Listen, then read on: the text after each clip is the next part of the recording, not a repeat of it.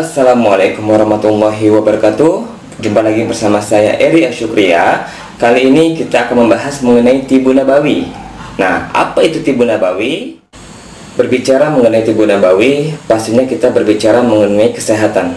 Kita tahu bahwasanya kesehatan ini merupakan nikmat yang sangat istimewa sekali, ya. Dan salah satu nikmat yang terbesar setelah nikmat iman dan nikmat Islam.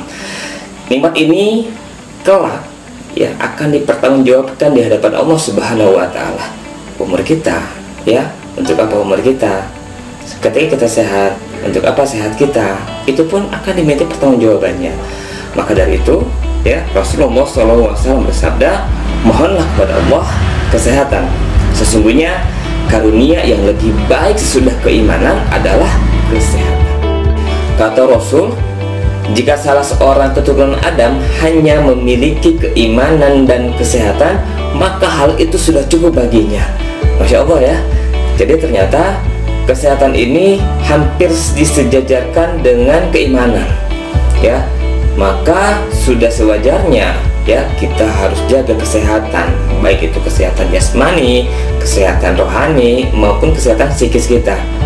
Karena apa? Karena itu tadi, yang namanya sehat, kesehatan itu mempunyai tempat yang tinggi, mempunyai tempat yang memang istimewa dalam Islam. Banyak sekali cara untuk mendapatkan sehat. Namun apalah arti sehat kalau misalnya kita jauh dari Allah, gitu ya. Jadi jangan sampai kita pengen sehat, tapi ternyata untuk meraih kesehatan tersebut kita jauh dari Allah, ya. Maka mau tidak mau kita tempuh cara-cara yang diajarkan oleh baginda Rasulullah SAW. Rasulullah adalah dokternya para dokter yang mendapatkan didikan langsung dari Allah Subhanahu wa taala.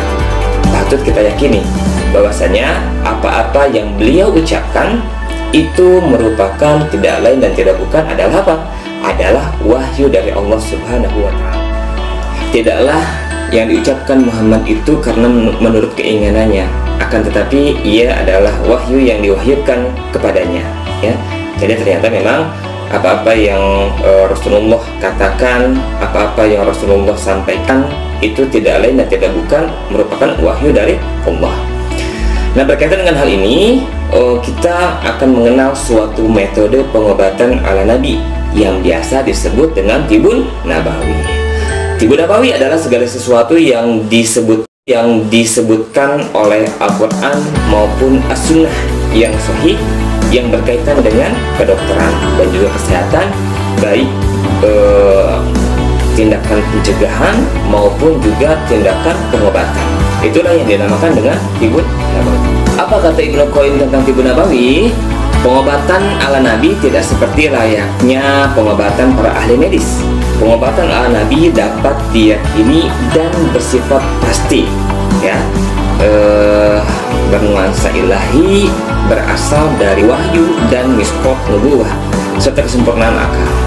Pengobatan ala Nabi ini disebut dengan Tibun Nabawi, yaitu ilmu-ilmu kedokteran yang berada dalam bingkai keimanan pada Allah Subhanahu wa taala, sehingga terjaga dari kesyirikan, takhayul dan khurafat. Beliau juga mengatakan dalam kitabnya Za'adul Ma'ad fi Haddi Khairul Ibad bahwasanya pengobatan cara Nabi SAW memiliki perbedaan dengan pengobatan lainnya. Pengobatan ini bersandar kepada akidah Islamiyah yang menyatakan bahwa Allah Subhanahu wa taala adalah pemilik alam semesta ini dan kesembuhan terletak di tangan Allah Subhanahu wa taala. Dan kesembuhan itu, ya, sebenarnya bukan dari teknik-teknik pengobatan, tapi sesungguhnya kesembuhan itu berasal dari Allah Subhanahu wa taala. Bismillahirrahmanirrahim. Wa idza maridtu fahuwa yashfi. Dan apabila aku sakit, dialah yang menyembuhkan. Jadi Tibun Nabawi juga ini merupakan bagian dari akidah Islamiyah. Maka kita pun juga harus berkeyakinan bahwasanya ketika kita sakit dan ternyata sembuh, maka yang menyembuhkan itu bukan dari bekam, bukan dari ruqyah, bukan dari metode-metode yang lainnya, atau bukan dokter, bukan. Tapi ternyata kesembuhan itu adalah dari Allah Subhanahu wa taala. Lalu pertanyaannya, apa saja sih yang termasuk ke dalam Tibun Nabawi? Nah, ini juga menarik, ya. kalau misalnya kita berbicara mengenai Tibun Nabawi, apa saja metodenya, ternyata banyak sekali ya. Ketika kita menggali Al-Quran, menggali As-Sunnah, ternyata banyak cara jitu atau tips-tips Rasulullah dalam rangka menjaga kesehatannya. Banyak sekali ya.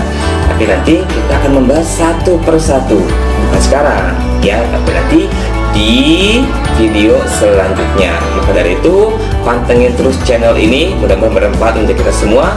Wassalamualaikum warahmatullahi wabarakatuh.